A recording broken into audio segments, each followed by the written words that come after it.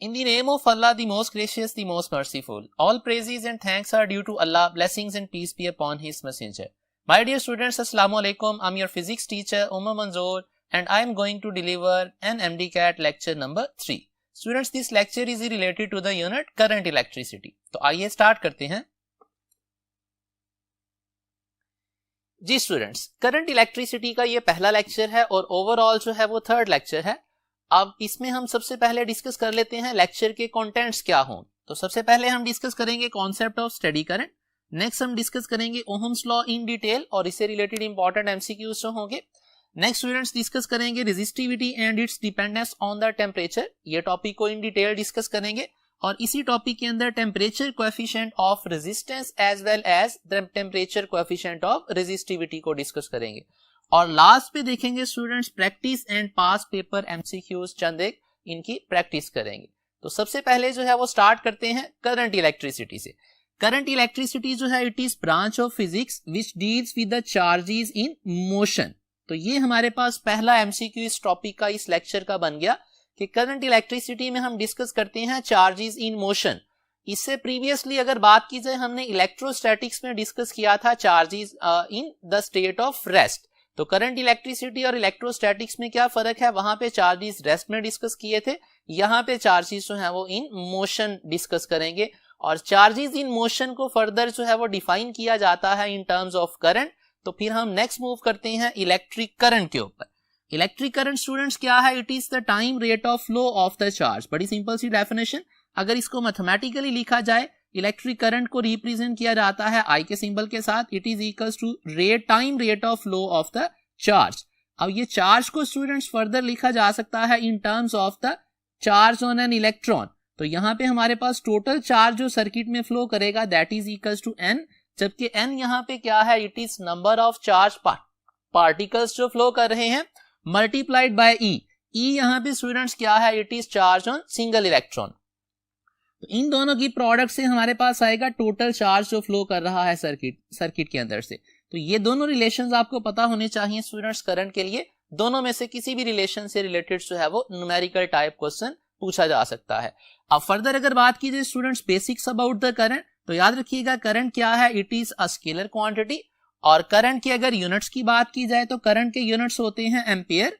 1 ampere की definition क्या है, सर्किट में से करंट या किसी कंडक्टर में से 1 एम्पियर करंट पास करेगा अगर उस कंडक्टर में 1 कूलम चार्ज जो है स्टूडेंट्स पास करे कितने टाइम में, in a time span equals to 1 second.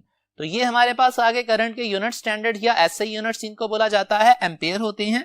और एम्पियर के बारे में याद रखिएगा ये क्या है, ये बेस यूनिट है, ये डिराइव्ड यूनिट नहीं है. यहाँ पे बच्चे कंफ्यूज रहते हैं, शायद एम्पियर को डिराइव यूनिट के अंदर जो है वो काउंट करते हैं. याद रखिएगा एम्पियर जो है वो डिराइव्ड यूनिट नहीं है. नेक्स्ट इंपॉर्टेंट पॉइंट जो है वो याद रखिएगा अगर बात की जाए करंट की टाइप्स की, तो स्टूडेंट्स हमारे पास जो है दो तरह के करंट होता है. एक डीसी करंट होता है जिसको डायरेक्ट करंट बोला जाता है. दूसरा करंट क्या है, it is AC current. AC का दूसरा नाम क्या है, it is alternating current. Basic difference क्या है डीसी और एसी में, याद रखिएगा डीसी जो है ये सिंगल डायरेक्शन में सर्किट में हमेशा पास करता है. एसी करंट जो होता है ये 2 डायरेक्शंस में, मींस ये सर्किट के अंदर अपनी डायरेक्शन को रिवर्स करता रहता है. तो ये बेसिक डिफरेंस है एसी और डीसी में. अब अगर ग्राफिकली देखा जाए ये हमारे पास ग्राफ है करंट वर्सेस टाइम. इस ग्राफ को बोला जाता है ग्राफ ऑफ प्योर डीसी. इसमें क्या है, करंट की मैग्नीट्यूड भी कांस्टेंट रहती है और डायरेक्शन भी सेम रहती है. दूसरा ग्राफ हमारे पास स्टूडेंट्स है आई वर्सेस टी. ये पल्सेटिंग डीसी का ग्राफ है. इसमें जो है वो डीसी करंट जो है अपनी डायरेक्शन तो रिवर्स नहीं कर रहा, मींस 1 डायरेक्शन में ही फ्लो कर रहा है, लेकिन यहाँ पे क्या है करंट की मैग्नीट्यूड जो है वो चेंज हो रही है. ये वाला हमारे पास पल्सेटिंग डीसी जो है ये रेक्टिफायर, हम जो इलेक्ट्रॉनिक्स में डिस्कस करते हैं डायोड एज अ रेक्टिफायर या PN junction as a rectifier, उसकी आउटपुट में हमारे पास जो ग्राफ आता है डीसी का वो किस तरह का होता है, it is pulsating DC. Next students अगर एसी की बात की जाए, एसी में हमारे पास sinusoidal AC mostly commonly use किया जाता है. इसमें क्या है करंट जो है अपनी मैग्नीट्यूड भी चेंज करता है और डायरेक्शन भी जो है वो अपनी रिवर्स करता रहता है. यहाँ पे इंपॉर्टेंट पॉइंट याद रखिएगा, अगर हमारे पास वेव फॉर्म जो है करंट का ग्राफ जो है वो टाइम एक्सिस की दोनों साइड्स पे एग्जिस्ट करे, मींस टाइम एक्सिस से ऊपर भी एग्जिस्ट करे और नीचे भी एग्जिस्ट करे, ऐसे ग्राफ को हम बोलेंगे ग्राफ ऑफ एसी. और अगर उसकी शेप जो है वो बिल्कुल साइन कर्व जैसी है तो वो साइनोसॉइडल AC बन जाएगा।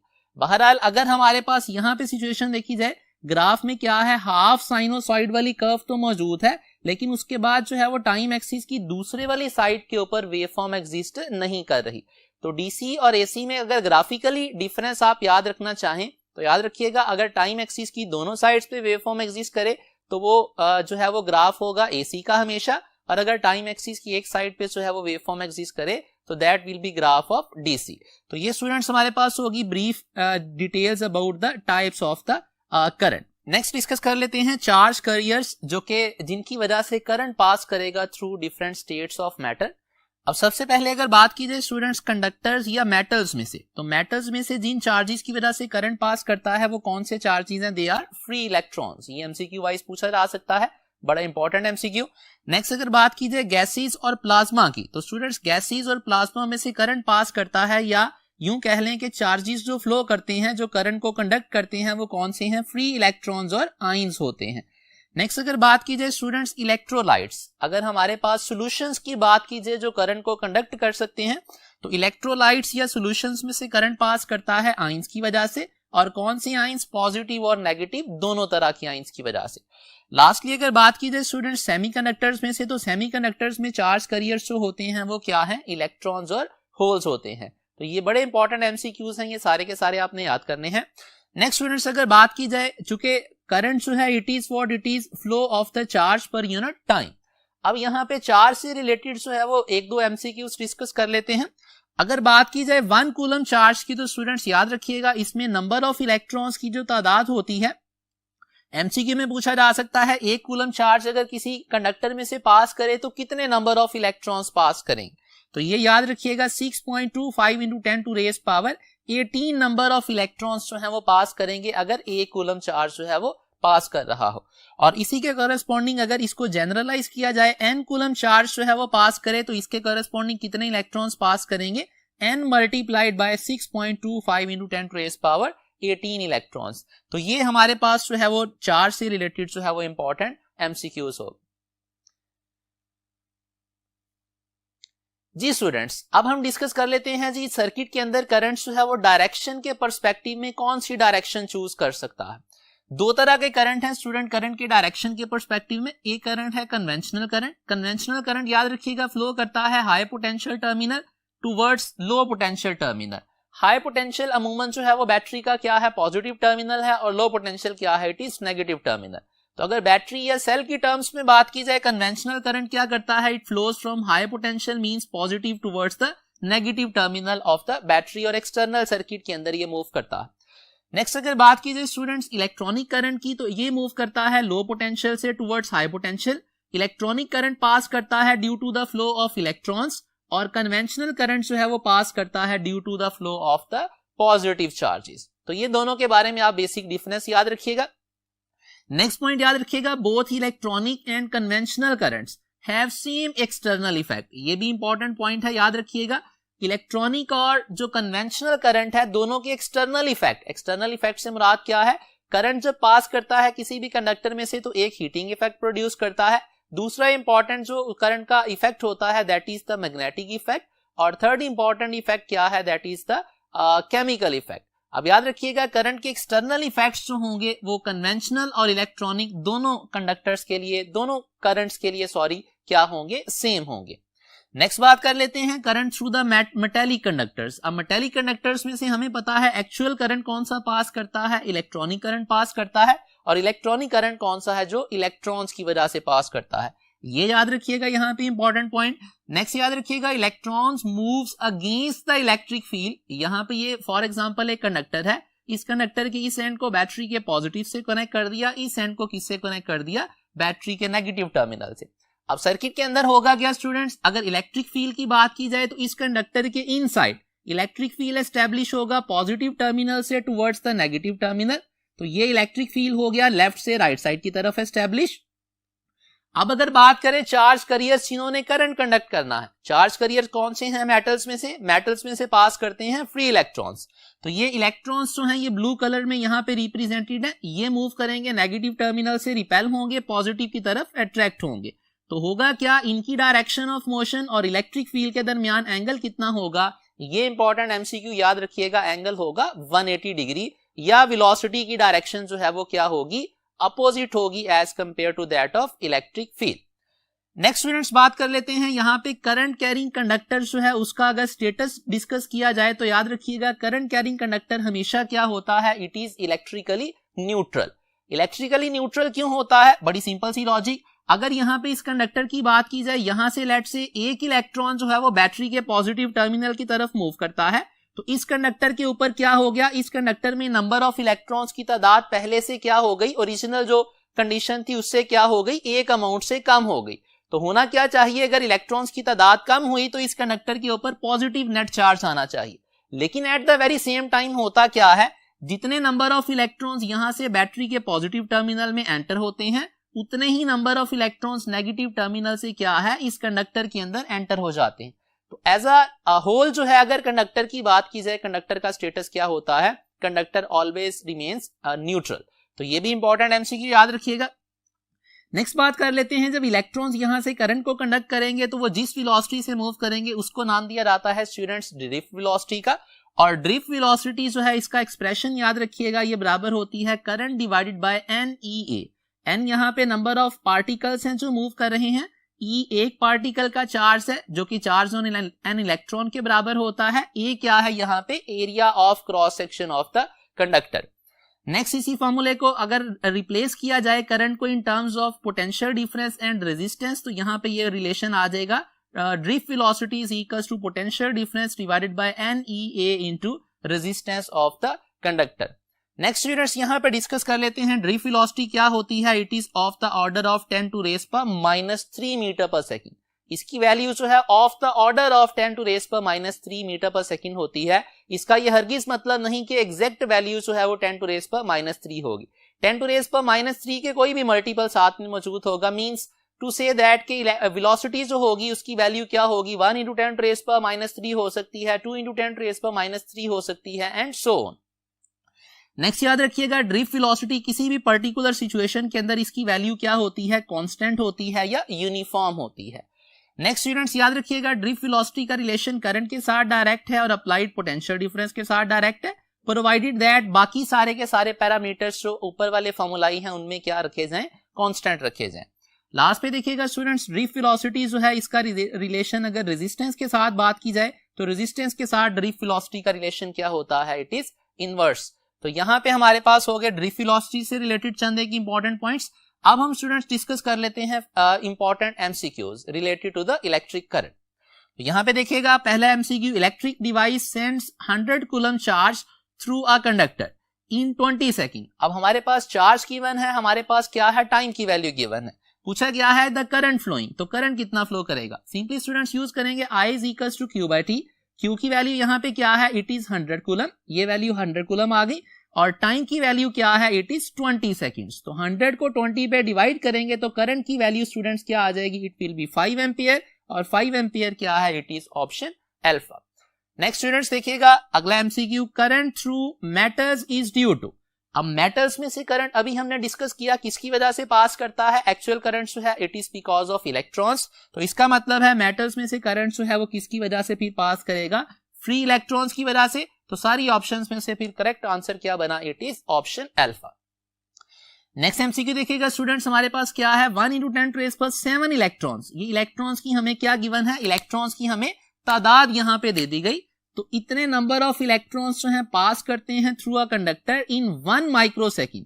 टाइम कितना है, it is 1 microsecond. Current in micro amperes, important wording क्या है, करंट की वैल्यू हमने फाइंड करनी है माइक्रो एम्पियर्स में। एम्पियर्स के अंदर स्टूडेंट्स करंट की वैल्यू नहीं पूछी गई बल्कि किसमें पूछी गई है, माइक्रो एम्पियर्स में। तो इसको हम यूज करते हैं relation I is equals to, हमारे पास Q ओवर T का रिलेशन था। अब Q की जगह पे स्टूडेंट्स यहाँ पे प्लग इन किया जा सकता है N मल्टीप्लाइड बाय E। तो जब इसकी जगह NE पुट करेंगे तो हमारे पास करंट बराबर आएगा NE डिवाइडेड बाय T। अब यहाँ पे N की जगह पे नंबर ऑफ इलेक्ट्रॉन्स जो पास कर रहे हैं उनकी तादाद पुट कर देते हैं 10 टू रेज पर 7। E की जगह charge on single electron that is 1.6 × 10 to raise पर -19 डिवाइडेड बाय टाइम स्टूडेंट्स कितना गिवन है, it is 1 microsecond, means to say 10 to raise पर -6 सेकंड। तो ये वैल्यूज प्लग इन करेंगे। अब यहाँ पे 10 टू रेज पावर्स को अगर सॉल्व किया जाए स्टूडेंट्स, तो हमारे पास क्या बनेगा, ये 10 टू रेज पावर +7, ये -6 10 टू रेज पावर जब न्यूमिनेटर में जाएगी तो ये +6 बन जाएगी, +6 ये वाली पावर और +7 ये मिलके बना देंगे +13। +13 को जब सिंप्लीफाई करेंगे इस -19 वाली पावर के साथ, तो हमारे पास आ जाएगा 10 टू रेज पावर -6। तो क्या बनेगा answer, 1.6 into 10 to raise power -6 ampere. अब 10 टू रेज पावर -6 एम्पियर किसके बराबर होगा, this will be equals to micro ampere. तो इसका मतलब है हमारे पास आंसर आएगा 1.6 माइक्रो एम्पियर। 1.6 माइक्रो एम्पियर किस ऑप्शन में मौजूद है स्टूडेंट्स। अब यहाँ पे देखिएगा 10 टू रेज पावर -6 है, यहाँ पे क्या है 10 टू रेज पावर -3 है, यहाँ पे 10 टू रेज पावर 0 है। 10 टू रेज पावर 0 का मतलब क्या है, इसका मतलब सिंपली 1 है। और यूनिट्स क्या पूछे गए थे स्टेटमेंट के अंदर बोले गए थे माइक्रो एम्पियर्स। तो माइक्रो एम्पियर्स अंडरस्टूड है सारी ऑप्शंस के साथ मौजूद है। तो इसका मतलब है हमारा जो आंसर यहाँ पे करेक्ट होगा that will be answer Charlie. जी स्टूडेंट्स, नेक्स्ट हमारे पास जो टॉपिक है that is Ohm's law, very important topic. अब ओहम्स लॉ के अंदर हम क्या डिस्कस करते हैं, ओहम्स लॉ के अंदर हम डिस्कस करते हैं current passing through the conductor और अप्लाइड पोटेंशियल डिफरेंस का रिलेशन डिस्कस करते हैं। तो ओहम्स ने क्या बोला था, उसने कहा था जी current passing through the conductor is directly proportional to the applied potential difference provided that क्या चीज कांस्टेंट रहे, फिजिकल स्टेट जो है वो कंडक्टर की क्या रहे, सेम रहे। अब फिजिकल स्टेट से यहाँ पे क्या मुराद है, फिजिकल स्टेट से मुराद है temperature etcetera.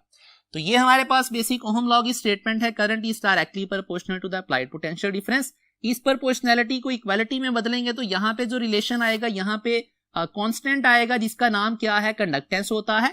Conductance multiplied by potential difference आ जाएगा। यहां से स्टूडेंट्स अगर पोटेंशियल डिफरेंस को सेपरेट करें तो कंडक्टेंस इस साइड पे आकर डिवाइड होगी, बनेगी situation current divided bye conductance. अब 1 ओवर कंडक्टेंस जो है ये बाद में भी देखेंगे, 1 ओवर कंडक्टेंस या रेसिप्रोकल ऑफ कंडक्टेंस बराबर होता है रेजिस्टेंस के। तो यहाँ पे हमारे पास भी रिलेशन क्या बनेगा, V is equal to I into R।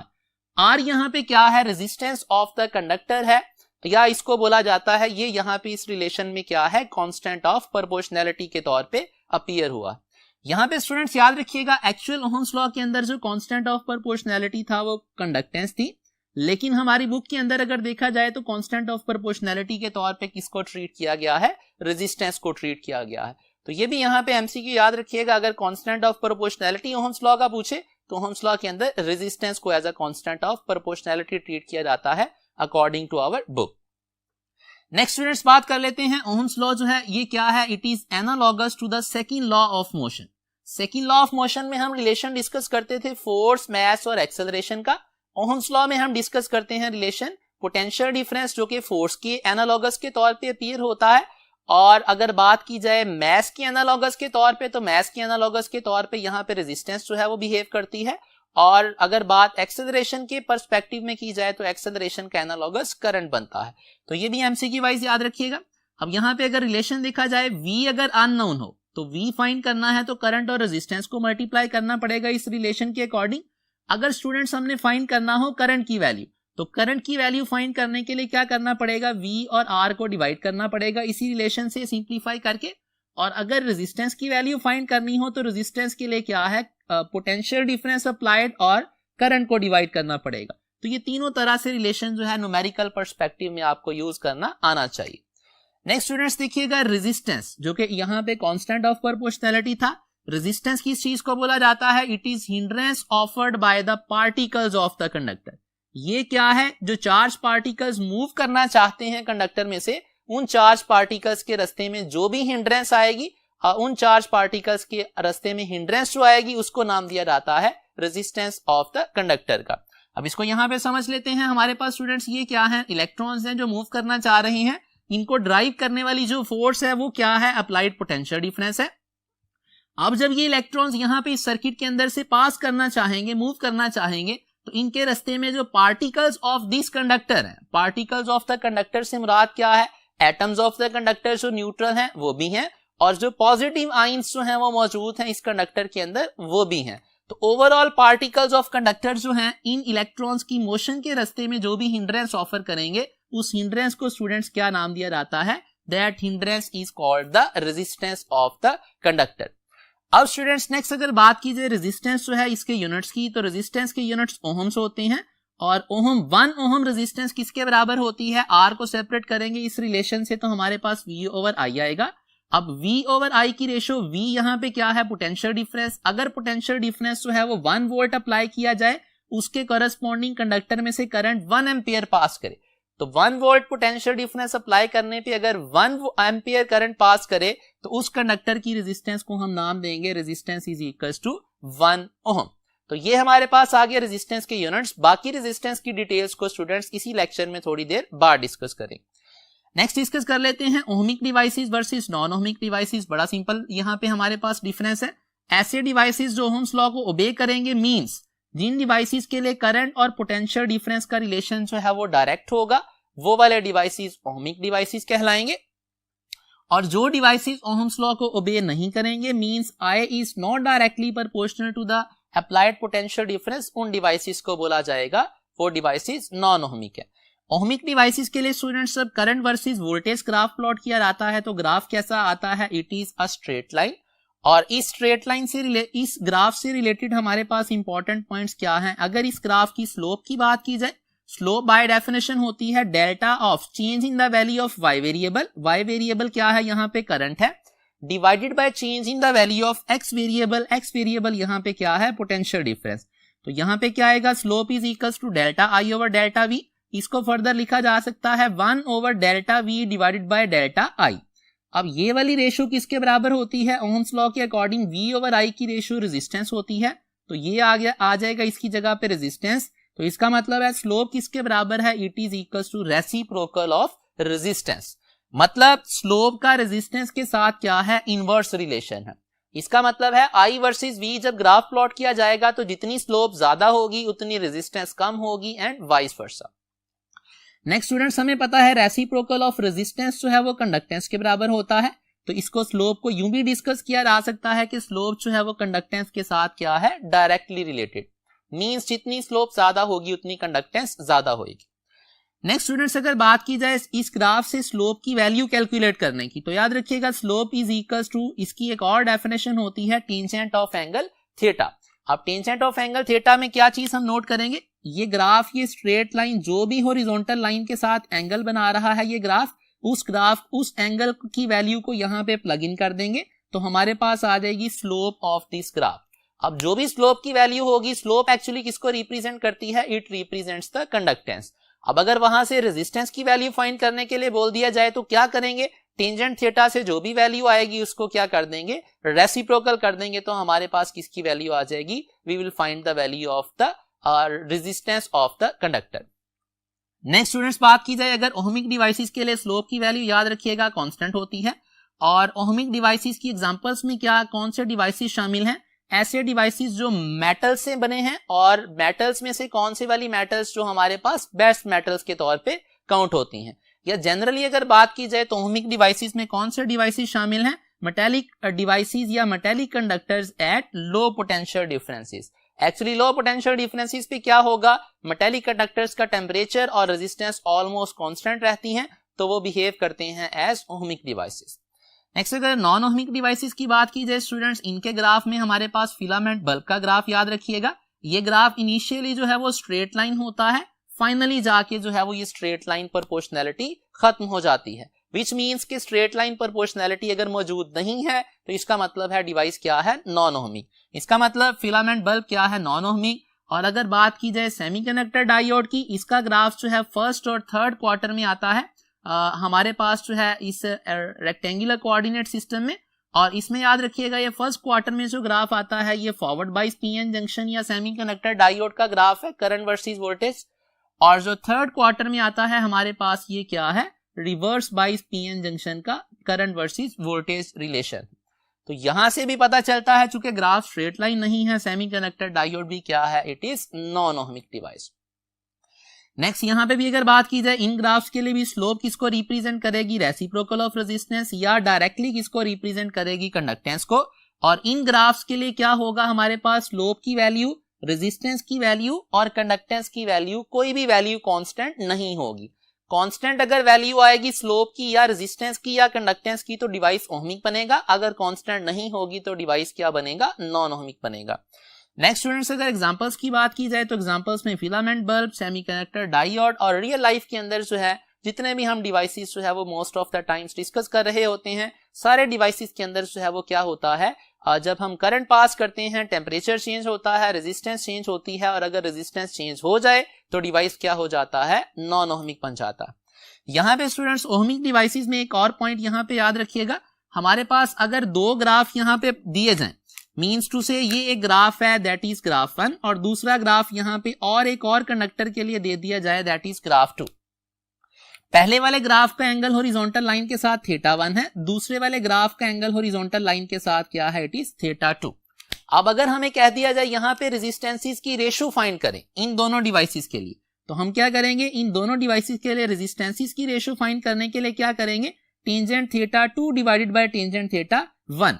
Tangent of angle θ2 की वैल्यू गिवन है, θ1 की वैल्यू गिवन है, जस्ट हम क्या करेंगे, इनकी वैल्यूज यहाँ पे प्लग इन कर देंगे तो हमारे पास जो है R1 रेशो R2 आ जाएगी। अब यहाँ पे जरा नोट कीजिएगा, रेजिस्टेंसेस की रेशो बराबर है थीटास की इनवर्स रेशो और साथ में क्या है, उनका टेंजेंट भी लेना है। ये रिलेशन ऐसे क्यों है यहाँ पे, बड़ी सिंपल सी बात, स्लोप चूंकि टेंजेंट थीटा के डायरेक्टली बराबर थी और स्लोप का रिलेशन रेजिस्टेंस के साथ क्या था, इनवर्स था, तो इसका मतलब है R1 रेशो R2 करेंगे तो दूसरी साइड पे क्या आएगा, tangent of angle θ2 divided by tangent of angle θ1। तो यहां पे सिंपली क्या करेंगे, ये एंगल्स की वैल्यूज प्लग इन करेंगे, हमारे पास जो है रेजिस्टेंसेस की रेशो उसकी वैल्यू कैलकुलेट की जा सकती है। जी स्टूडेंट्स, नेक्स्ट हमारे पास जो टॉपिक है that is combination of the resistors. अब यहाँ पे हम कॉम्बिनेशंस डिस्कस करते हैं टिपिकली कौन कौन से, सीरीज कॉम्बिनेशन और दूसरा क्या है, पैरेलल कॉम्बिनेशन। सीरीज कॉम्बिनेशन में रेजिस्टर्स जो है वो एंड टू एंड कनेक्टेड होते हैं, मींस हमारे पास रेजिस्टर्स जो है वो क्या है, रेजिस्टर R1 का एक एंड R2 के साथ, R2 का जो दूसरा एंड होगा वो R3 एंड सो ऑन। जितने भी नंबर ऑफ रेजिस्टर्स हैं वो क्या है, एंड टू एंड कनेक्टेड हैं एक दूसरे के साथ।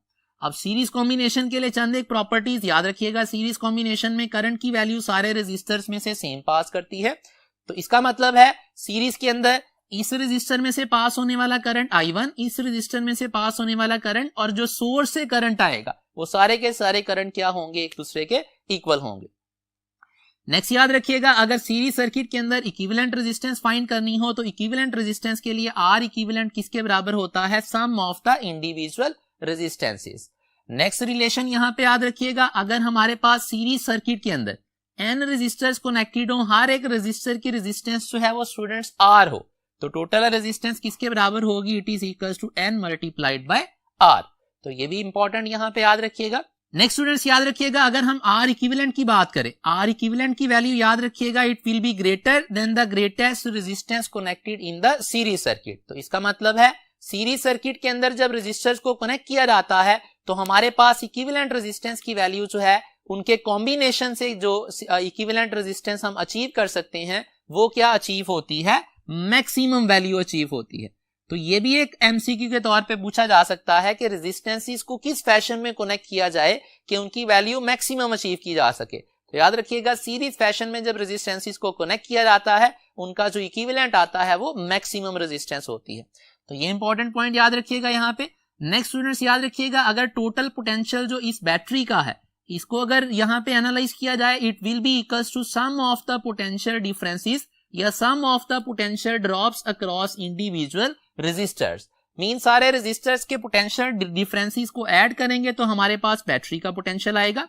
नेक्स्ट इंपॉर्टेंट पॉइंट याद रखिएगा, अगर हम फाइंड करना चाहें V1 मींस इस कंपोनेंट का पोटेंशियल डिफरेंस अगर हम फाइंड करना चाहें तो ओम्स लॉ के अकॉर्डिंग कैसे फाइंड करेंगे, it will be equals to I multiplied by R1।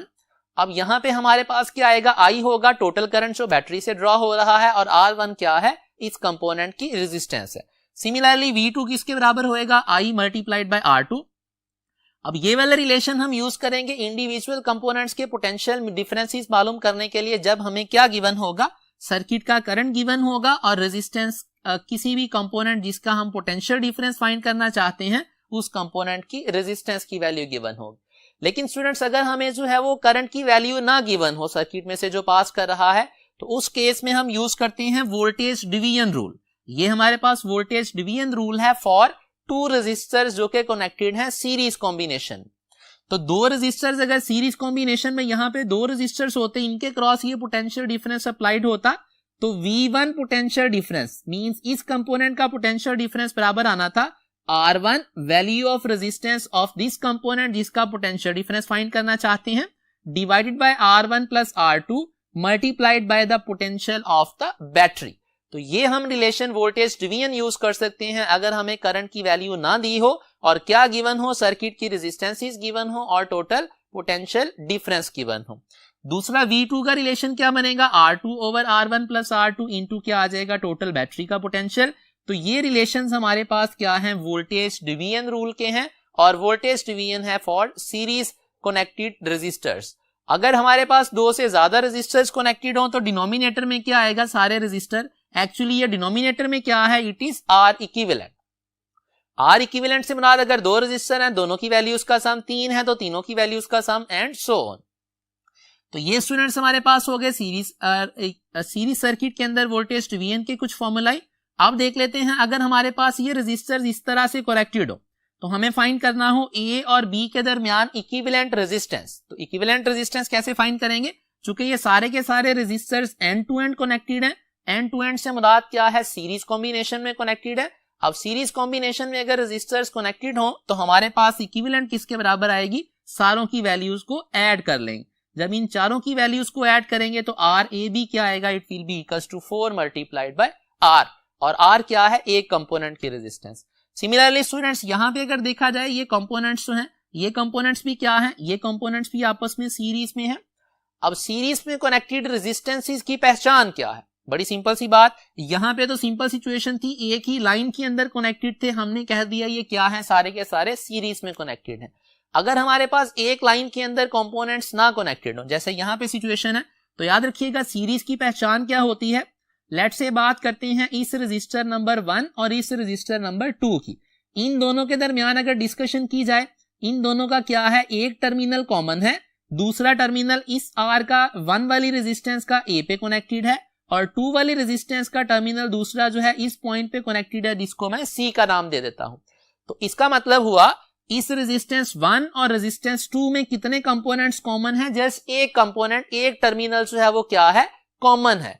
तो याद रखिएगा अगर दो कंपोनेंट्स, दो रेजिस्टर्स का सिर्फ एक टर्मिनल कॉमन हो, दूसरा टर्मिनल डिफरेंट पॉइंट्स पे कनेक्टेड हो, ऐसे कंपोनेंट्स, ऐसे रेजिस्टर्स को बोला जाता है they are in series fashion.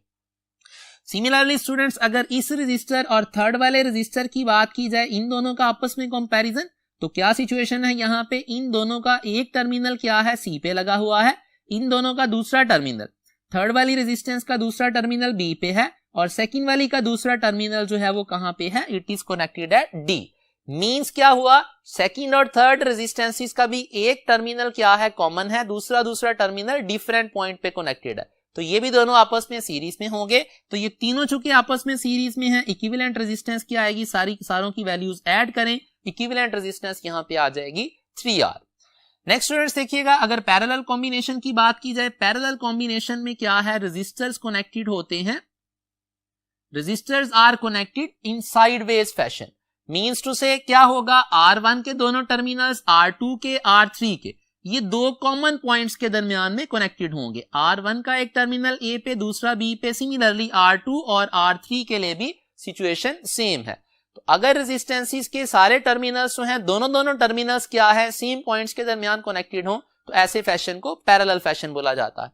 Parallel fashion में याद रखिएगा स्टूडेंट्स हमारे पास पोटेंशियल डिफरेंसेस जो हैं वो सेम होते हैं और हर कंपोनेंट का पोटेंशियल डिफरेंस किसके बराबर होगा, to the applied potential difference, that is the potential difference of the battery. Next students याद रखिएगा अगर पैरेलल में इक्विवेलेंट रेजिस्टेंस फाइंड करनी हो तो हम फॉर्मूला यूज करते हैं 1 over R E is equals to 1 over R1 plus 1 over R2 plus up to so on. तो यहां से अगर हम बात करें शॉर्टकट्स की, तो अगर n number of resistors connected हो, हर रेजिस्टर की रेजिस्टेंस R के बराबर हो, मींस इक्वल वैल्यूज के अगर n रेजिस्टर्स कनेक्टेड हो पैरेलल में, तो इक्विवेलेंट रेजिस्टेंस कैसे आएगी, it will be equals to R divided by n।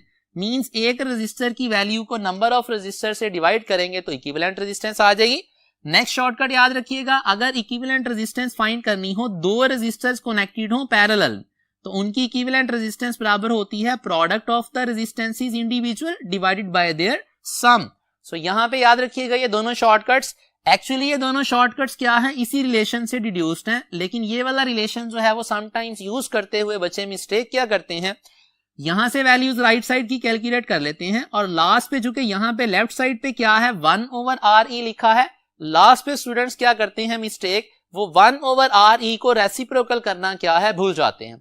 तो यहां पे इसलिए फिर हम क्या करेंगे, दो शॉर्टकट्स याद करेंगे। ये शॉर्टकट क्या है, इक्वल वैल्यू के रेजिस्टर्स के लिए है और उनकी तादाद n हो सकती है।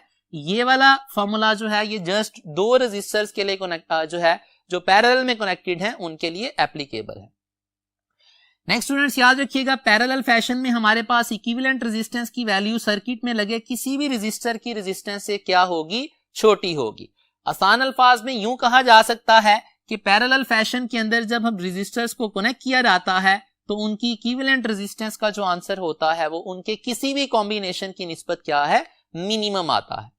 नेक्स्ट याद रखिएगा, अगर टोटल करंट की बात की जाए जो बैटरी से ड्रॉ होगा, वो टोटल करंट क्या होगा, कुछ करंट इस रेजिस्टर में से पास करेगा, कुछ करंट इस रेजिस्टर में से और कुछ करंट क्या है थर्ड रेजिस्टर में से। तो इसका मतलब है टोटल करंट बैटरी का किसके बराबर होगा, सम ऑफ द करंट्स जो कि इंडिविजुअल कंपोनेंट्स में से पास कर रहा। नेक्स्ट देखिएगा, अगर I1 इस कंपोनेंट का करंट निकालना हो तो ओहम्स लॉ के अकॉर्डिंग V/R1 से निकाला जा सकता है, I2 क्या आएगा V/R2 से निकाला जा सकता है। लेकिन ये तब हम रिलेशन यूज करेंगे करंट के लिए जब हमें पोटेंशियल डिफरेंस गिवन हो और कंपोनेंट की रेजिस्टेंस गिवन हो। लेकिन स्टूडेंट्स अगर हमें जो है वो पोटेंशियल डिफरेंस ये वाला बैटरी का ना गिवन हो, हमें गिवन हो सोर्स से आने वाला टोटल करंट, I करंट अगर हमें प्रोवाइड कर दिया जाए और रेजिस्टेंसेस की वैल्यूज प्रोवाइड कर दी जाए, तो यहां पे दो रेजिस्टर्स के लिए सिर्फ हम डिस्कस करेंगे, तीन के लिए डिस्कशन की जरूरत नहीं है। दो रेजिस्टर्स के लिए करंट डिवीजन रूल जो है वो याद रखिएगा, just like voltage division rule यहाँ पे करंट डिवीजन रूल है। I1 करंट किसके बराबर होगा, वैल्यू ऑफ अदर रेजिस्टेंस। इन दोनों में जरा डिफरेंस नोट करिएगा, यहाँ पे क्या था V1 is equals to R1/R1 plus R2, यहां पे क्या है I1 is equals to value of other resistance, means I1 यहां पे फाइंड करना है तो यहां पे R1 नहीं बल्कि R2 पुट करना है। R2 divided by R1 plus R2, denominator दोनों का सेम है, मल्टीप्लाइड बाय यहां पे टोटल पोटेंशियल डिफरेंस था, यहां पे क्या आ जाएगा टोटल करंट जो होगा जो सोर्स से आ रहा है, जो बैटरी से आ रहा है। तो ये हमारे पास करंट डिवीजन आ गया रूल पहले कंपोनेंट के लिए। दूसरे के लिए क्या आएगा, I2 will be equals to R1/R1 plus R2 multiplied by the total current. अब एक एग्जांपल देख लेते हैं जिसमें इक्विवेलेंट रेजिस्टेंस फाइंड करनी है। लेट्स से स्टूडेंट्स की हमारे पास तीन रेजिस्टर्स हैं इक्वल वैल्यूज के, ए और बी के दरमियान में हमें कहा गया है रेजिस्टेंस फाइंड करें। अब तीनों रेजिस्टर्स किस फैशन में कनेक्टेड हैं, they are in parallel fashion. Parallel fashion की क्या हमारे पास पहचान है, बड़ी सिंपल सी पहचान है, अगर जितने भी कंपोनेंट्स इनके बारे में हम ये डिस्कस कर रहे हैं कि वो पैरेलल में हैं या सीरीज, तो याद रखिएगा अगर सारे कंपोनेंट्स के दोनों टर्मिनल्स जो हैं वो दो सेम पॉइंट्स के दरमियान में कनेक्टेड हो, जैसा कि इस रेजिस्टर का दोनों टर्मिनल्स ए और बी के दरमियान, इसके भी दोनों ए और बी के दरमियान और इसके दोनों टर्मिनल्स भी ए और बी के दरमियान में कनेक्टेड है। अगर दोनों टर्मिनल्स में है सेम पॉइंट्स के दरमियान कनेक्टेड हो तो रेजिस्टर्स को क्या बोला जाता है, they are in parallel fashion. तो यहाँ पे क्या आएगा, चूंकि इक्वल वैल्यूज के हैं, तीन नंबर ऑफ रेजिस्टर्स हैं, तो ये वाला शॉर्टकट यूज करेंगे, आर ए बी क्या आ जाएगा, it will be equals to R/N, R/N में क्या आएगा, it will be R/3। Next students अगर बात कर ली जाए equivalent resistance between adjacent vertices of a polygon, किसकी बात हो रही है, ऑफ अ क्लोज पॉलीगॉन। अगर हमारे पास स्टूडेंट सिचुएशन क्या है, n नंबर ऑफ रेजिस्टर्स हैं, they are connected in the form of a close polygon. तो पॉलीगॉन के कोई से दो एडजेसेंट वर्टिसेस, मतलब साथ साथ वाले वर्टिसेस के दरमियान अगर इक्विवेलेंट रेजिस्टेंस फाइंड करनी हो तो उसके लिए शॉर्टकट याद रखिएगा, आर इक्विवेलेंट किसके बराबर है, n-1 divided by n multiplied by r। n यहाँ पे क्या है, जितने नंबर ऑफ रेजिस्टर्स हैं उस पॉलीगॉन में, r यहाँ पे क्या है, किसी एक रेजिस्टर की रेजिस्टेंस। अब यहाँ पे फॉर एग्जांपल हमारे पास एक ट्राइंगल है जिसकी सारी साइड्स की रेजिस्टेंस क्या है, r के बराबर है। तो अगर इस ट्राइंगल के दो वर्टिसेस मींस a और b एडजेसेंट वर्टिसेस, या b और c एडजेसेंट वर्टिसेस, या a और c एडजेसेंट वर्टिसेस, इनके दरमियान हमें इक्विवेलेंट रेजिस्टेंस फाइंड करनी हो तो शॉर्टकट मेथड क्या है, हम नंबर ऑफ रेजिस्टर्स क्या है इस पॉलीगॉन में, टोटल 3 रेजिस्टर है, 3 - 1 करेंगे 2 आएगा, divided by 3, 2/3 multiplied by R, R क्या है किसी एक रेजिस्टर की रेजिस्टेंस। इसका मतलब है इस सिचुएशन में इक्विवेलेंट रेजिस्टेंस क्या आएगी, it will be 2/3 multiplied by R. अब नेक्स्ट अगर हमारे पास सिचुएशन होती, हमारे पास 4 रेजिस्टेंसेस कनेक्टेड होती इन the form of a polygon, इस केस में एडजेसेंट वर्टिसेस के दरमियान रेजिस्टेंस कैसे आनी थी। याद रखिएगा स्टूडेंट्स, इस केस में एडजेसेंट वर्टिसेस से मुराद ए और सी का पेयर हो सकता है, ए और बी का पेयर हो सकता है, बी और डी का पेयर हो सकता है, डी और सी का पेयर हो सकता है। ए और डी का पेयर पॉसिबल नहीं है क्योंकि ये एडजेसेंट वर्टिसेस नहीं है। बी और सी का जो पेयर है ये भी पॉसिबल नहीं है, ये भी एडजेसेंट वर्टिसेस नहीं है। बी और सी और सिमिलरली ए और डी, इनको बोला जाता है डायगोनल वर्टिसेस। तो यहां पे अगर हम इस शॉर्टकट से एडजेसेंट वर्टिसेस की रेजिस्टेंस निकालें, 4 रेजिस्टर हैं, 4 - 1 3 आएगा, डिवाइडेड बाय 4 करेंगे इनटू आर, तो हमारे पास आ जाएगा 3/4R। तो यहां पे इक्विवेलेंट रेजिस्टेंस आ गई 3/4R। नेक्स्ट स्टूडेंट्स हमारे पास एक और शॉर्टकट डिस्कस कर लेते हैं। दैट शॉर्टकट इज, अगर एक वायर को कट कर दिया जाए इनटू n इक्वल पार्ट्स, एक वायर है जिसकी रेजिस्टेंस ओरिजिनली R है, उसको n पार्ट्स में कट करें। फॉर एग्जांपल 2 अगर पार्ट्स में कट करें तो हर पार्ट की रेजिस्टेंस क्या आएगी, R original means original wire की रेजिस्टेंस, उसको डिवाइड कर देंगे जितने पार्ट्स के अंदर उस वायर को क्या किया गया है, कट किया गया है। तो ये भी एक शॉर्टकट यहां पे आपको याद होना चाहिए। अब यहां पे सिचुएशन जो है वो एमसीक्यू वाइज इस तरह दी जा सकती है कि एक वायर है जिसकी रेजिस्टेंस क्या है, R के बराबर, उस वायर को फॉर एग्जांपल कट कर लिया गया 5 इक्वल पार्ट्स में, तो हर पार्ट की रेजिस्टेंस क्या बनेगी students, that will be equals to R/5। अब इसका मतलब नेक्स्ट फिर क्वेश्चन में क्या पूछा जा सकता है, नेक्स्ट पूछा जा सकता है कि अगर उन सारे पार्ट्स को आपस में पैरेलल कनेक्ट कर दिया जाए तो उनके पैरेलल फैशन की इक्विवेलेंट रेजिस्टेंस क्या होगी। तो बड़ी सिंपल सी सिचुएशन स्टूडेंट्स, हमारे पास जो हर पार्ट होगा उसकी अपनी रेजिस्टेंस क्या है, R/5, और सारे पार्ट्स मतलब 5 जो हिस्से किए थे उनको किस फैशन में कनेक्ट किया गया है, पैरेलल। तो पैरेलल इक्विवेलेंट का अगर हम यहां पे रिलेशन यूज करें, अगर इक्वल वैल्यूज के रेजिस्टर्स हों पैरेलल फैशन में, तो फॉर्मूला है R equivalent is equals to R/n। अब हर पार्ट की रेजिस्टेंस जो पैरेलल में लगाया उसकी रेजिस्टेंस क्या थी, R/5, और कितने पार्ट्स बना के उनको पैरेलल में लगाया था, 5 थे। तो इसको जब सिंप्लीफाई करेंगे स्टूडेंट्स तो यहां से हमारे पास R इक्विवेलेंट का जो आंसर आएगा that will be equals to R/25। इस तरह की एमसीक्यूज यहां पे स्टूडेंट्स पूछे जा सकते हैं, जिसमें क्या है, ओरिजिनल वायर को कट करने के बाद नंबर ऑफ पार्ट्स को या तो पैरेलल फैशन में आपस में कनेक्ट किया जा सकता है या सीरीज में, और उनका फाइनल इक्विवेलेंट पूछा जा सकता है। नेक्स्ट स्टूडेंट्स हमारे पास टॉपिक है, लास्ट टॉपिक आज का, it is resistivity and it's dependence on the temperature. इस टॉपिक के अंदर हम रेजिस्टेंस को डिस्कस करेंगे, कंडक्टेंस को डिस्कस करेंगे, रेजिस्टिविटी को, कंडक्टिविटी को, और देन डिस्कस करेंगे temperature coefficient of resistance as well as resistivity. सबसे पहले डिस्कस कर लेते हैं स्टूडेंट्स रेजिस्टेंस को। रेजिस्टेंस हमारे पास क्या है, ओम्स लॉ के अकॉर्डिंग V/I की रेशियो है। V यहाँ पे पोटेंशियल डिफरेंस और I क्या है, करंट है। अब रेजिस्टेंस के बारे में स्टूडेंट्स याद रखिएगा, ये डिपेंड किस किस चीज पे करती है। रेजिस्टेंस डिपेंड करती है 4 चीजों के ऊपर, मटेरियल ऑफ द वायर पे, दूसरी चीज क्या है, it depends on the length of the wire, तीसरा क्या है, area of cross section of the conductor, और लास्ट थिंग जिस पे रेजिस्टेंस डिपेंड करती है, it is the temperature of the conductor. तो ये 4 पैरामीटर्स याद रखिएगा रेजिस्टेंस की डिपेंडेंस के।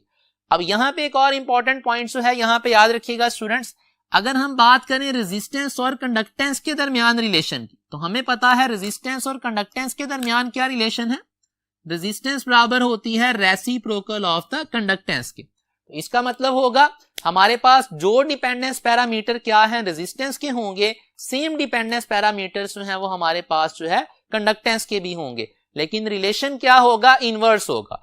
मींस जिस चीज के रेजिस्टेंस का जिस चीज के साथ डायरेक्ट रिलेशन होगा, कंडक्टेंस का उस चीज के साथ क्या है, इनवर्स रिलेशन होगा। और जहां तक बात है यूनिट्स की, तो स्टूडेंट्स चूंकि रेजिस्टेंस के यूनिट्स क्या है, ओहम्स होते हैं, तो कंडक्टेंस के यूनिट्स की अगर बात की जाए तो कंडक्टेंस के यूनिट्स हमारे पास क्या बनेंगे, इनके यूनिट्स बनेंगे ohm raise to the power -1, means इसको पर ओहम बोला जाता है। पर ओहम को MHO भी लिखा जा सकता है और साइमन भी लिखा जा सकता है। तो रेजिस्टेंस और कंडक्टेंस की डिस्कशन जो है वो साइमल्टेनियसली हम यहाँ पे कर रहे हैं। रेजिस्टेंस और कंडक्टेंस में रिलेशन क्या है, रेसिप्रोकल है दोनों एक दूसरे का।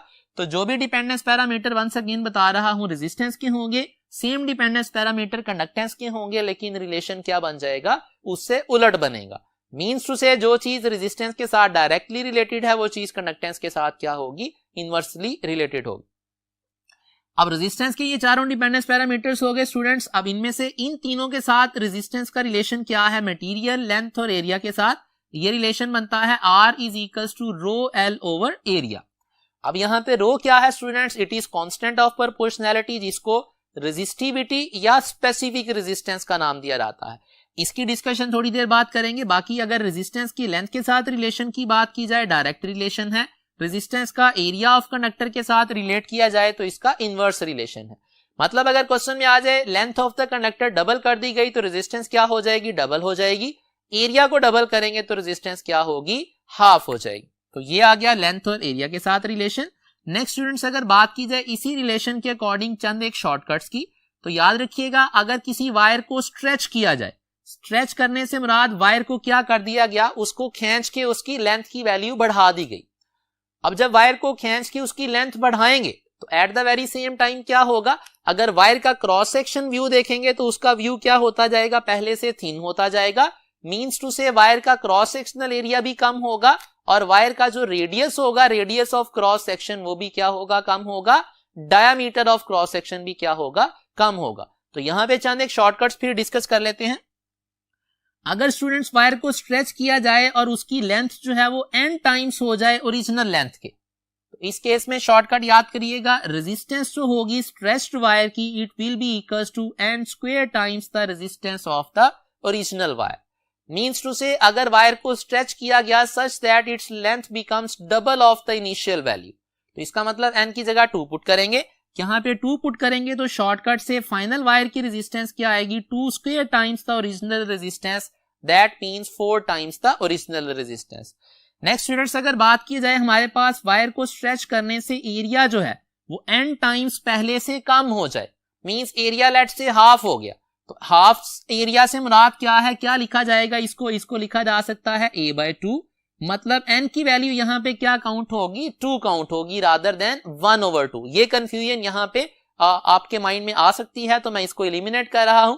याद रखिएगा जब एरिया को बोला जाए कि एरिया हाफ हो गया या 1/3 हो गया, तो जो भी डिनोमिनेटर के अंदर नंबर आ रहा है वो n की वैल्यू होगी रादर देन 1 दैट नंबर। तो ये यहाँ पे इंपॉर्टेंट पॉइंट याद रखिएगा। अगर वायर को स्ट्रेच किया जाए, एरिया a/n हो, तो स्ट्रेच्ड वायर की रेजिस्टेंस होगी n square times r। Means ये दोनों शॉर्टकट्स क्या हैं, सेम है। नेक्स्ट देखिएगा अगर लास्टली हमारे पास स्टूडेंट्स क्या हो, वायर को स्ट्रेच किया जाए और उसका रेडियस r/n हो जाए, तो रेडियस जब r/n होगा मींस लेट से रेडियस हाफ हो गया, तो n की वैल्यू क्या काउंट होगी, अगेन 2 काउंट होगी। तो उस केस में स्ट्रेच्ड वायर की रेजिस्टेंस बराबर होगी n raise to the power, अब 2 नहीं आएगा, अब आएगा 4 multiplied by resistance of the original wire. तो ये तीनों शॉर्टकट्स याद रखिएगा। फॉर एग्जांपल इस शॉर्टकट के अंदर हमारे पास कहता है रेडियस हाफ हो गया, जब रेडियस हाफ होगा तो n की वैल्यू क्या काउंट होगी, 2 काउंट होगी।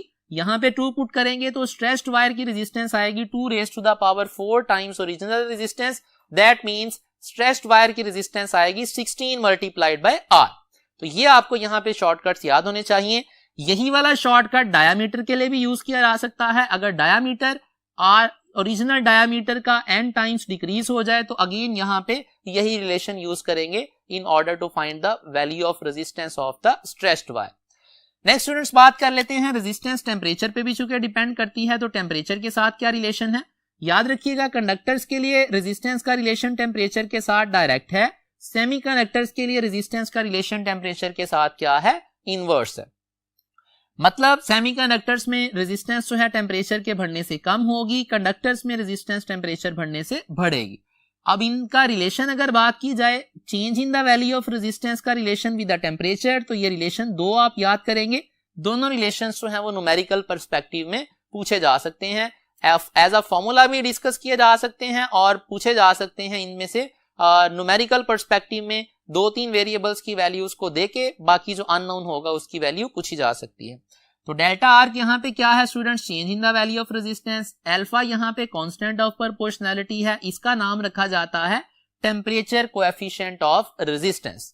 और यहाँ पे आर नॉट क्या है, रेफरेंस टेम्परेचर पे रेजिस्टेंस है, और डेल्टा टी क्या है, it is the change in the value of temperature. यहाँ पे स्टूडेंट्स इंपॉर्टेंट पॉइंट याद रखिएगा, चूंकि ये डेल्टा टी क्या है, change in the value of temperature. तो स्टेटमेंट के अंदर अगर टेम्परेचर इंक्रीज करके डिग्री सेल्सियस में गिवन है स्टेटमेंट में टेम्परेचर की वैल्यूज, या केल्विन में गिवन है, इररिस्पेक्टिव ऑफ दिस थिंग, आपने अगर डिग्री में गिवन है तो वही वाली वैल्यू ओरिजिनल जो रेफरेंस टेम्परेचर होगा और फाइनल टेम्परेचर जो होगा, दोनों का डिफरेंस लेके एज इट इज पुट कर देनी है, उसको केल्विन में कन्वर्ट करने की जरूरत नहीं है। वजह क्या है इसकी, कि टेम्परेचर का डिफरेंस जो है वो केल्विन में और टेम्परेचर का डिफरेंस डिग्री सेल्सियस में सेम होता है।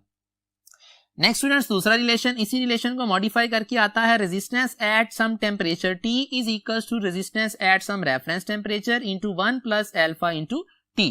ये दोनों रिलेशंस अल्फा इनटू T लिखा जा सकता है या इसको डेल्टा T भी लिखा जा सकता है। ये दोनों रिलेशन स्टूडेंट्स आपको याद होने चाहिए, न्यूमेरिकल पर्सपेक्टिव में एमसीक्यू अगर पूछा जाएगा तो इन रिलेशन से सॉल्व किया जा सकता है।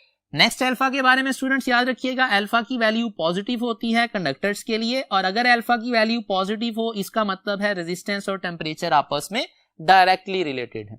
और नेक्स्ट अगर बात की जाए सेमीकंडक्टर्स के लिए, अल्फा की वैल्यू नेगेटिव होती है, इसका मतलब है सेमीकंडक्टर्स के लिए रेजिस्टेंस और टेम्परेचर का रिलेशन इनवर्स है।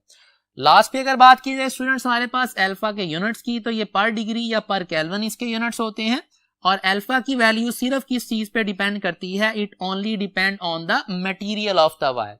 अल्फा की वैल्यू इस चीज पे डिपेंड नहीं करती कि लेंथ ऑफ द वायर क्या है, एरिया ऑफ द वायर क्या है, या वायर का मटेरियल क्या है। अल्फा की वैल्यू स्टूडेंट्स इस चीज पे डिपेंड नहीं करती कि हमारे पास जो है वो length material of the wire पे तो डिपेंड करेगी, हमारे पास लेंथ ऑफ द कंडक्टर क्या है, एरिया ऑफ क्रॉस सेक्शन क्या है, या टेम्परेचर क्या है। इन तीनों पैरामीटर्स के ऊपर अल्फा की वैल्यू डिपेंड नहीं करेगी, सिर्फ एक पैरामीटर है जिसपे अल्फा की वैल्यू डिपेंड करती है, और वो कौन सा है, it is the material of the wire. अब स्टूडेंट्स नेक्स्ट फर्दर जो है वो डिटेल्स डिस्कस करते हैं रेजिस्टिविटी की। अब रेजिस्टिविटी की डिटेल्स को डिस्कस करने के लिए व्हाइट बोर्ड दोबारा स्टार्ट करते हैं।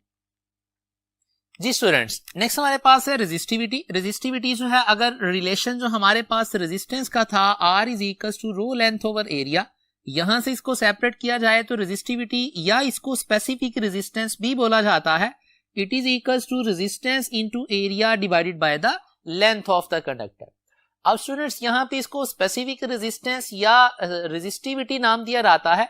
इसको डिफाइन किया जाता है कि अगर हमारे पास जो है किसी कंडक्टर का एरिया जो है 1 मीटर स्क्वायर हो और उस कंडक्टर की लेंथ जो है वो 1 मीटर हो, तो ऐसा कंडक्टर जिसका एरिया 1 मीटर स्क्वायर होगा, लेंथ 1 मीटर होगी, उस कंडक्टर की जो भी रेजिस्टेंस होगी उसको रेजिस्टिविटी नाम दिया जाता है।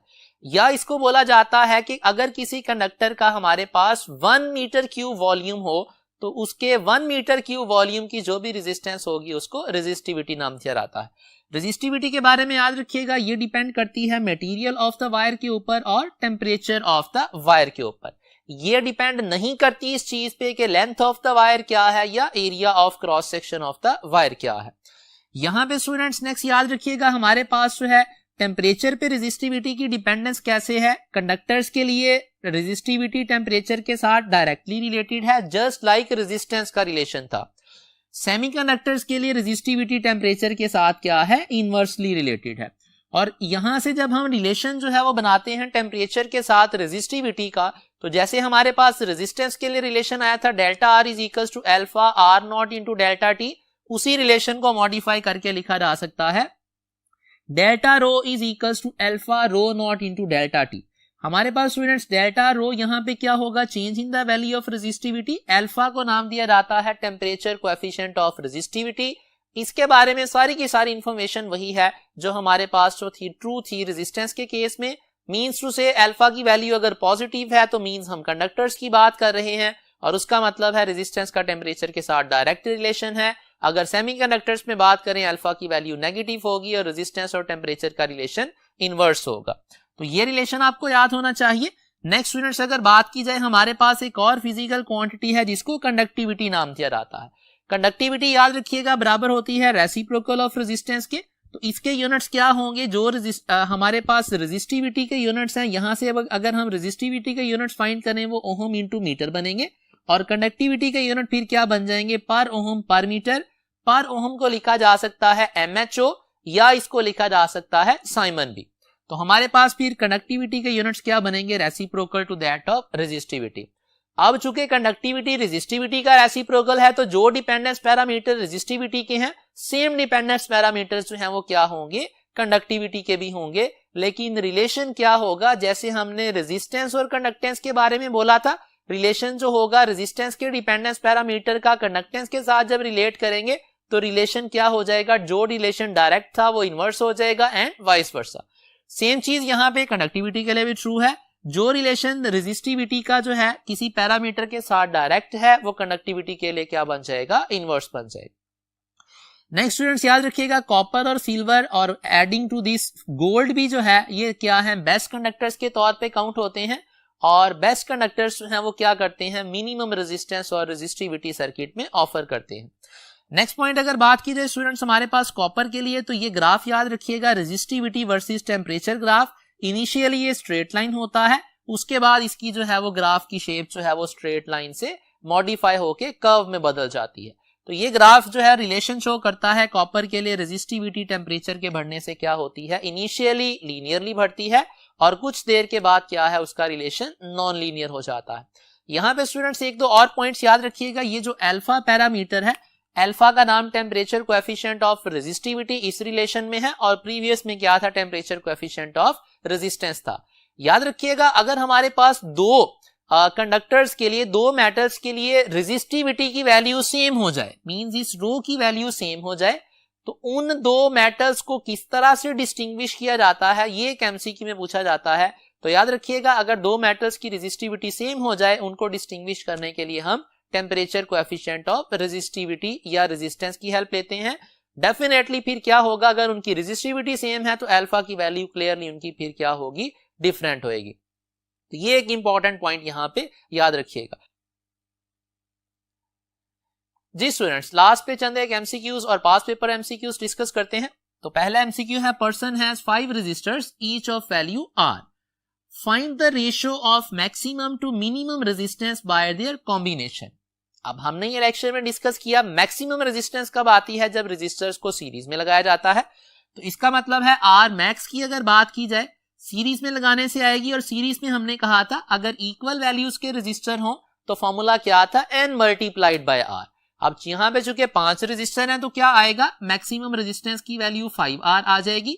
और अगर मिनिमम रेजिस्टेंस की बात की जाए, लेक्चर में डिस्कस किया हमने, मिनिमम रेजिस्टेंस कब आती है, जब रेजिस्टर्स पैरेलल में कनेक्टेड होते हैं। पैरेलल के केस में हमारे पास रेजिस्टेंस इक्विवेलेंट का फॉर्मूला क्या था, r/n वाला रिलेशन। r/n में n की जगह पे आ जाएगा 5। अब यहां पे सिंप्लीफाई करेंगे स्टूडेंट्स, ये r कैंसिल हो जाएगा इस r के साथ, 5 ऊपर जाके इससे मल्टीप्लाई होगा तो r max to r min की रेशो क्या आ जाएगी, इट विल बी 25। तो ये हमारे पास आ गया आंसर 40। नेक्स्ट स्टूडेंट्स हमारे पास क्वेश्चन है, copper wire has length and area L and A respectively, और इस वायर की इनिशियल रेजिस्टेंस जो है इट इज R। अब पूछा क्या है, if we half the length and diameter of the wire, what will be the new resistance? अगर लेंथ भी हाफ कर दी जाए और डायामीटर भी हाफ कर दिया जाए तो पूछा गया है हमारे पास नई वायर की रेजिस्टेंस जो है वो क्या होगी। तो स्टूडेंट्स यहां पे हमें रिलेशन पता है, R is equals to rho length over area. Area को जब रिप्लेस किया जाता है students in terms of diameter, तो हम लिख सकते हैं rho length divided by pi D square over 4।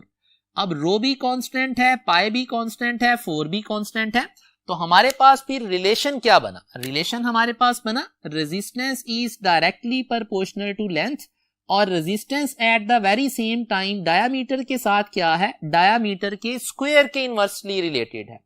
अब जरा यहां पे चेक कीजिएगा, हमारे पास क्या कहा गया, लेंथ की वैल्यू हाफ की गई। स्टेटमेंट में लेंथ की वैल्यू अगर हाफ करेंगे स्टूडेंट्स तो रेजिस्टेंस की वैल्यू क्या होनी है, लेंथ के हाफ करने से हाफ हो जानी है। नेक्स्ट अगर eight the very same time diameter को हाफ किया जाए तो डायामीटर के हाफ करने से स्टूडेंट्स क्या फर्क आना है, डायामीटर को जब हाफ करेंगे तो हमारे पास जो रेजिस्टेंस की वैल्यू है वो 4 टाइम्स पहले से इंक्रीज हो जानी है, क्योंकि रेजिस्टेंस का डायामीटर के स्क्वायर के साथ इनवर्स रिलेशन है। तो जब दोनों चीजों के इफेक्ट को साइमल्टेनियसली जो है वो डिस्कस करेंगे लेंथ के हाफ होने से रेजिस्टेंस हाफ होनी है, डायमीटर के हाफ होने से रेजिस्टेंस 4 टाइम्स होनी है। एक एरो कैंसिल हो गया इस एक एरो के साथ, तो रेजिस्टेंस के ऊपर नेट इफेक्ट क्या आ गया, वो आ गया रेजिस्टेंस की वैल्यू डबल हो जाएगी। तो इसका मतलब है इस क्वेश्चन का आंसर फिर क्या बन गया, इट इज 40। दूसरा मेथड स्टूडेंट इसी क्वेश्चन को सॉल्व करने का क्या है, उसके लिए हम शॉर्टकट यहां पे नोट कर लेते हैं। R prime divided by R, modified wire की resistance over original resistance is equals to, हमारे पास आ जाएगा length of the modified wire over diameter square of the modified wire divided by length of the original wire divided by diameter of the original wire का square. तो ये relation भी एक mathematical use किया जा सकता है इसी क्वेश्चन को सॉल्व करने के लिए। लास्ट क्वेश्चन आज के पेपर का, the resistance of the conductor whose IV graph is given. ये IV ग्राफ है, एंगल बन रहा है 45। अब वैल्यू हमने स्टूडेंट्स यहाँ पे फाइंड करनी है रेजिस्टेंस की। तो स्टूडेंट्स रेजिस्टेंस की वैल्यू अगर हमने फाइंड करनी है तो हमारे पास जो है स्लोप ऑफ दिस ग्राफ किसके बराबर होती थी, रेसिप्रोकल ऑफ रेजिस्टेंस। तो रेजिस्टेंस किसके बराबर होगी, it will B reciprocal of the slope. अब अगर स्लोप की बात की जाए तो स्लोप होती है टेंजेंट थीटा, थीटा की जगह पे प्लग इन कर दें 45, टेंजेंट 45 पे किसके बराबर होता है 1 के। तो रेजिस्टेंस की वैल्यू यहाँ पे क्या आ जाएगी 1 ओहम। सो इस क्वेश्चन का आंसर क्या बन गया, it is alpha. That is all from this lecture students. Hope so आपको सारे के सारा लेक्चर बड़ी डिटेल में समझ आ गया होगा। For further practice please consult step worksheets. अपना ख्याल रखिएगा। अल्लाह हाफिज, अस्सलाम वालेकुम।